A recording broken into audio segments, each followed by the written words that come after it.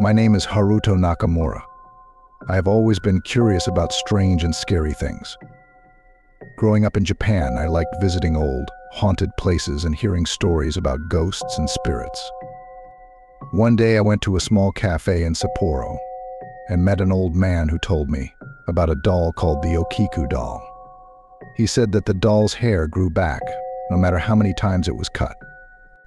The doll was in a temple in Hokkaido, and it was connected to a sad story about a little girl named Kikuko.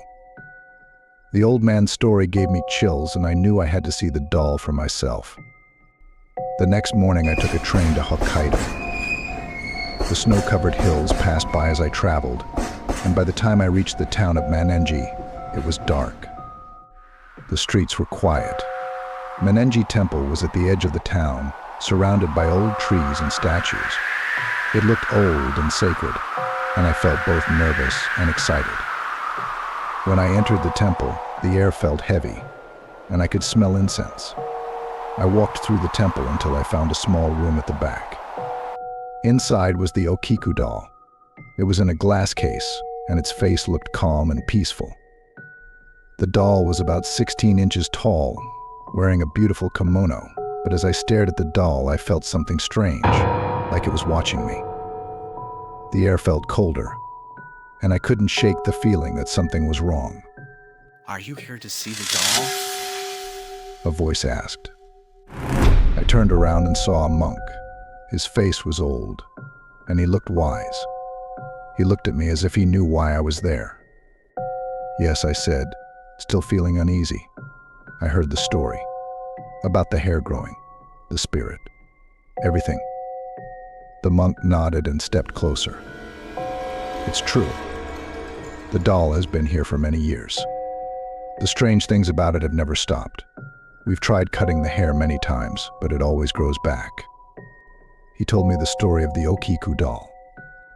In 1918, a young boy named Ikichi Suzuki, age 17, purchased a doll for his younger sister, Kikuko, while visiting Sapporo. The doll was about 16 inches tall, wearing a traditional kimono with a black bob hairstyle. Kikuko, who adored the doll, named it Okiku. She played with the doll constantly and treated it like a beloved companion. A year later, Kikuko tragically died at the age of 3 from a severe illness, leaving her family devastated. During her sickness, she would hold her favorite doll tightly, seeking comfort in its soft embrace to soothe herself through the pain. In Japanese tradition, it is customary to place loved items near the memorials of the deceased. The family placed the doll on the household altar in Kikuko's memory, hoping it would serve as a spiritual connection to her. Soon after, strange occurrences began. The family noticed that the doll's hair, which originally ended in a neat bob, started to grow. Despite attempts to trim the hair, it always grew back. This baffled the family, as the hair seemed to take on a life of its own. The family began to think that Kikuko's spirit was inside the doll, still holding on to it. By 1938, the Suzuki family decided to move. They felt it was inappropriate to take the doll with them, considering the unusual phenomena tied to it. Believing that the doll contained Kikuko's spirit, they gave the doll to Manenji Temple, where it remains to this day, hoping the monks could help. But the doll's hair kept growing, and no one could explain why. I stood quietly, feeling the weight of the story. The doll's eyes seemed to follow me, and the room felt colder. I was still unsure if I believed in the story, but something about the doll felt different, almost alive. That night, as I walked back to my apartment, I couldn't stop thinking about the doll. When I got home, I was shocked to find a small package on my doorstep. I hadn't received any mail, and there was no note with the package. I carefully opened it, and inside was a doll just like Okiku. It had the same kimono, the same black hair, and the same eerie expression. But there was one difference: the doll's hair was long. It reached all the way down to its knees. I stood frozen, staring at the doll in my hands. How had it gotten to me? I tried to convince myself that someone was playing a trick on me.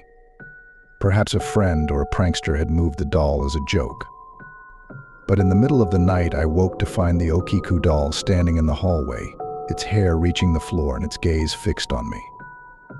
Frozen in fear, I felt Kikuko's presence as if the doll's spirit had followed me.